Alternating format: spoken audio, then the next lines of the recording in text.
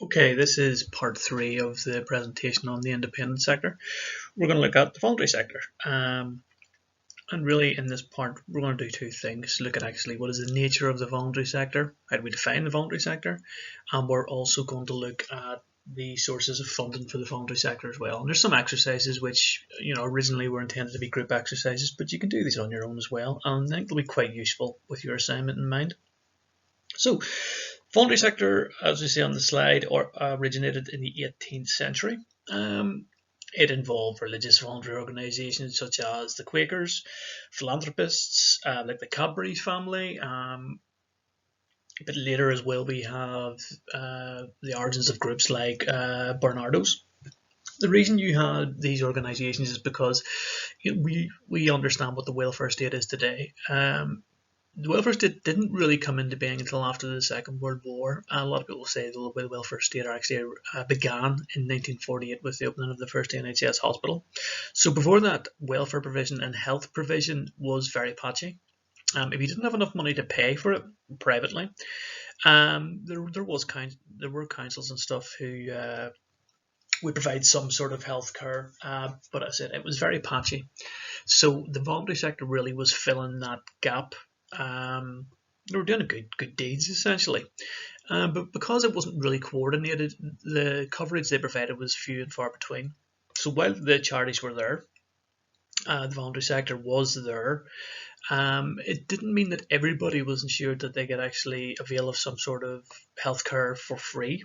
The voluntary sector then, as now to a certain extent, also had to rely on financial contributions, and these were quite often from what we call the middle classes, sometimes from very wealthy individuals. Obviously, they're the example there on the slide of the Cadbury family, the people who make the chocolate.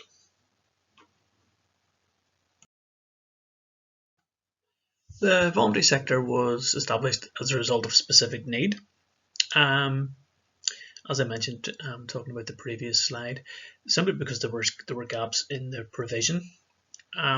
There was then possibly less so now, but some people might still argue that there were gaps in provision in the voluntary sector, and the charity sector are still very much needed. They're non-profit making organisations, and they usually have a combination of employees, professional staff, as well as volunteers. There are some organisations that are staffed fully by volunteers, but some of the voluntary sector organisations are quite sophisticated, and they do have quite large amounts of professional, full-time staff as well.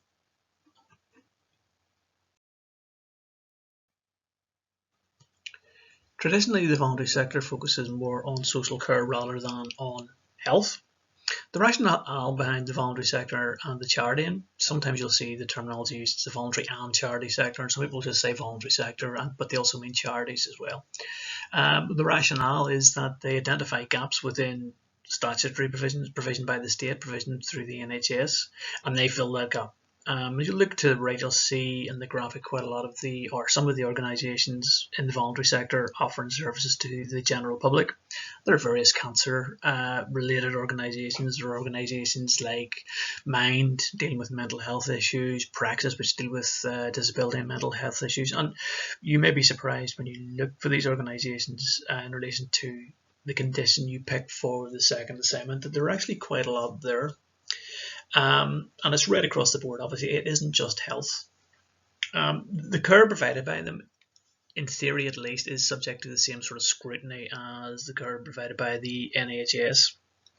As we see on the screen here, we're mentioning the RQIA. The suspicion some people have is that they are not monitored and held to the same standards as the statutory bodies, or the state-run health and social care provision.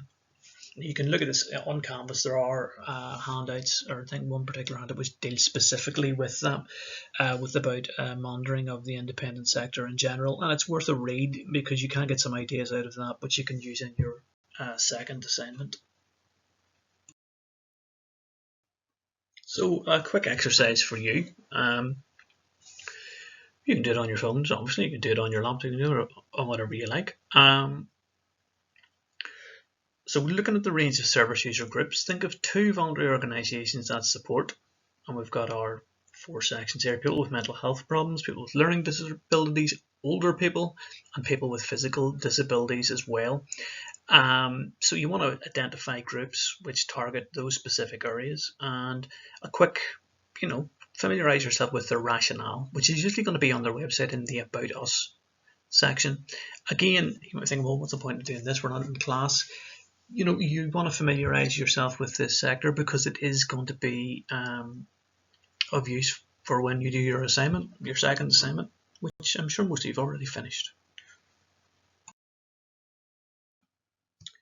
So here we've got a link to Praxis. Obviously, when I send you the PowerPoint or you check the PowerPoint online, you can use this link. It's just to familiarise yourself with one of the organisations in the voluntary sector. Praxis are an organisation that deals with people with mental health problems, people with disabilities as well, and they're interested in promoting independence for those people and protecting the rights of those people as well. But it's worth a watch. And here we have got another exercise, quite similar to the last one actually.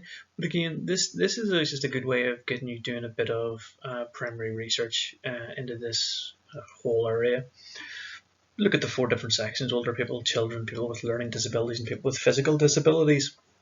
And see how many you can come up with. And I might actually start sending you all emails and tell you to send me a list of the ones you've come up with, just to keep you on your toes. And another straightforward exercise for you. Think about as many ways as you can that voluntary organisations may be funded, and don't sneak on to the next slide to see what I've got on the PowerPoint here. Just see how many you can come up with. So how many did you identify? There's some very obvious ones. The various fundraising initiatives that voluntary organisations and charities use. Sometimes you're walking into the shop and there's somebody standing with their tin, and you put £1 in, they give you a badge or whatever else. Some of you may have went on sponsored walks. You may have, walked to the top of Sleep Downward or something like that for, of the benefit of a certain charity. People obviously also make donations to charities. Bequests refers to donations that people are actually putting in their wills that go to charities. Governments also apply funding to charities in the voluntary sector. They're perfectly entitled to apply for government funding. Gift aid just refers to the fact that charities can, the voluntary sector can reclaim tax from donation that you might have made to them, and you might see, on the forms, tick this box to enable gift aid. It just means they can reclaim back some of the tax, as it doesn't all go to the state. There's also lottery funding available as well for various charities and voluntary sector organisations. We'll finish part 3 with another exercise for yourselves, and we're going to go into this in a bit of detail in the final part. So think of the advantages and disadvantages of services being provided by voluntary organisations for individuals, for families, and for health trusts as well. I think some of them are probably quite apparent, but when we come to discuss this in more detail in the next part, there may be some that you haven't really considered, but they're very good ones to familiarise yourself with as well if you want to look at the effectiveness of treatments or services being provided by the voluntary sector.